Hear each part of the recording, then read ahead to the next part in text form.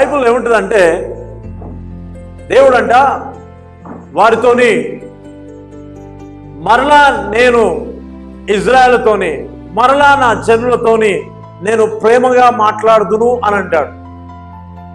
అవునా? మరలా నా జనులతోని నేను ప్రేమగా మాట్లాడుదును అని అంటాడు. అంటే ఏంటిదంటే గాడ్స్ నేచర్ నీలో ప్రతిసారి ముచ్చటించేది, ప్రతిసారి నీతో మాట్లాడేది ఆయన స్వభావం ఏంటిదంటే లవ్. హల్లెలూయా. నన్ను ఎట్లా గెలుచుకున్నావు ప్రభా అంటే ఓన్లీ బై లవ్. నిన్ను దేవుడు ఎట్లా గెలిచాడంటే ఓన్లీ బై లవ్. అవునా? తను ఎట్లా గెలుచుకున్నావు ప్రభా? నేను నా అంత మూర్ఖుడు ఎవరు లేరు, నా అంత అలా ఎవరు లేరు, నన్ను ఎస్ నిన్నే మనల్నే ఎలా గెలిచిందంటే దేవుడు తన ప్రేమ అనే స్వభావము చేత ఆయన మనల్ని గెలుచుకున్నాడంట. దేవునికి స్తోత్రం. హల్లెలూయా. ఎవరు ఎన్ని చెప్పినా వెళ్ళే కానీ ఒక్కసారిగా ఆయన ప్రేమ మనల్ని తాకినప్పుడు వి చేంజ్. అవునా? మనలా కొత్తగా జన్మించిన ఒక పసి పిల్లల వలె మనం మార్చబడతాం. దేవునికి స్తోత్రం. హల్లెలూయా. ఒకప్పుడు ఏంది చేసినా కళ్ళలో నుంచి నీళ్ళు రావు, కానీ క్రీస్తులోకి వచ్చిన తర్వాత అలా కొద్దిసేపు ప్రార్థనలో ఉంటే కన్నీళ్ళు వస్తూ ఉంటాయి.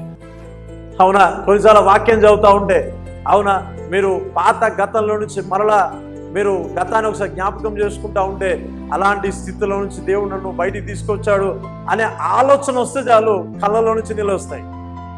అవునా? ఒకప్పుడు ఎంత దుఃఖం వచ్చినా రాకపోయేది, కఠినమైపోయిన హృదయం. కానీ క్రీస్తులోకి వచ్చిన తర్వాత ఆ ప్రేమ చేత నువ్వు తాకబడి ఉన్నావు కాబట్టి ఏమవుతుందంట, ప్రతిసారి కన్నీళ్ళు వస్తూ ఉంటాయి. హల్లెలూయా. హల్లెలూయా. అవునా? సో ఏ నేచర్ని కలిగి ఉంటామంటే మనం దేవుడి యొక్క స్వభావాన్ని కలిగి ఉంటాం. ఆయన స్వభావం ఏంటిదంటే ఫస్ట్ లవ్ అని పెట్టుకోండి. దేవుని స్వభావము దేవుని ప్రేమ, అంతే. హల్లెలూయా. హల్లెలూయా. ఈ school of the Holy Spirit లో నేను ఏమంటాను తెలుసా? Love of God. దేవుని ప్రేమ చేత మనల్ని గెలుచుకున్నప్పుడు దేవుడు మనల్ని ఉత్తగా వదిలిపెట్టలే, తనదంతా మన హృదయాల్లో కుమ్మరించేశాడు. హల్లెలూయా. ఆమేన్. మీ ఇంటికి వస్తే గ్లాస్లో ఇస్తారు, అవునా, లేకపోతే జగ్గులో ఇస్తారు కావచ్చు.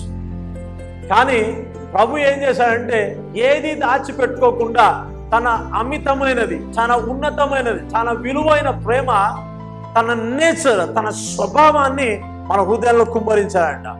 హల్లెలూయా. హల్లెలూయా. అందుకే నేనేమంటానంటే క్రీస్తులోకి వచ్చిన తర్వాత పాత గత ఆ పిసినాశితనం అనే స్వభావం కాదు, కానీ క్రీస్తులోకి వచ్చిన తర్వాత అవునా దైవికమైన స్వభావాన్ని కలిగి ఉండాలని దేవుని వాక్యం మనకి తెలియపరుస్తుంది. ఆమేన్. హల్లెలూయా. సో ఈ school of the Holy Spirit అంటే పరిశుద్ధాత్మ యొక్క అనుభవంలోకి రావడం, పరిశుద్ధాత్మ యొక్క లోతైన విషయాలను తెలుసుకోవడం. అవునా కదా?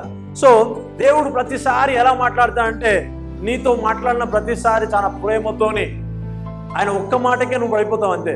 One word. నీతో గంటల తరబడి మాట్లాడాల్సిన పనిలేదు, కానీ వన్ వర్డ్, ఒక్క మాటకే నువ్వు మోకాలు వేసేస్తావు, అంతే. ఒక్క మాటకే సాష్టాంగ నమస్కారం చేస్తావు, అంతే. ఒక్క మాటకే అటు ఇటు దొరలాడుతూ ఉంటావు. Praise the lord. హల్లెలూయా. 5 గంటలు ప్రార్థన చేసిన తర్వాత ఒక్క మాట వస్తే ఎలా ఉంటుంది? ఇక చాలు ప్రభా, అది తలుసుకొని ఏడుస్తూ ఉంటావు. దేవుడు నాతో మాట్లాడు. Hallelujah. Wow, thank you Jesus. దేవుని స్వభావము, అవునా, God invested his love in your hearts. నీ జీవితంలో తన ప్రేమను ఇన్వెస్ట్మెంట్ చేశాడంట. Praise the Lord. ఈ మాట మీకు ఎవరికైనా అర్థమవుతుందా? ఇన్వెస్ట్మెంట్, వెచ్చించాడు అని అర్థం. అవునా? సో దేవుడు కొత్తగా జన్మించిన ఈ అనుభవంలో ఎవరైతే ఉన్నారో వారి హృదయాలు ఇంతకు ముందు కంటే క్రీస్తులో లేనప్పుడు కంటే ఇప్పుడు ఎలా ఉంటాయంటే సంపూర్ణమైన దేవుని ప్రేమను వారి హృదయంలో కలిగి ఉంటారంట. వారి హృదయంలో కలిగి ఉంటారు. అవునా? ఇప్పుడు ఒకప్పుడు నా స్వభావం చాలా కోపంతో ఉండేదనుకోండి. అవునా? కోపంతో కొంతమంది ఎలా ఊగిపోతూ ఉంటారు, వాళ్ళని పట్టుకోవడం చాలా కష్టతరం. అది ఒక్కప్పటి స్వభావం. ఇప్పటి స్వభావం ఏంటిదంటే ఫుల్ ఆఫ్ లవ్. దేవునికి స్తోత్రం. హల్లెలూయా. Full of love. 1 యోహాను 3వ అధ్యాయం 9వ వచనం. దేవుని మూలముగా పుట్టిన ప్రతివాని, దేవుని మూలంగా ఎలా పుడతారండి? దేవుని మూలంగా పుట్టినవాడు వానిలో ఆయన బీజము. బీజం అంటే ఏంటిదంటే సీడ్, విత్తనము అని అంటాం. అవునా? నన్ను అడిగితే మా ఫాదర్ విత్తనం అంట, మీదంటే ఫాదర్, మీదంటే ఫాదర్. అవునా? ద సేమ్ వే క్రీస్తులోకి వచ్చిన వాళ్ళంట, క్రీస్తును అంగీకరించిన వాళ్ళంట ఆయన సీడ్ని కలిగి ఉంటారంట, ఆయన బీజాన్ని కలిగి ఉన్నారంట. Okay, right. అయితే చదవండి. కనుక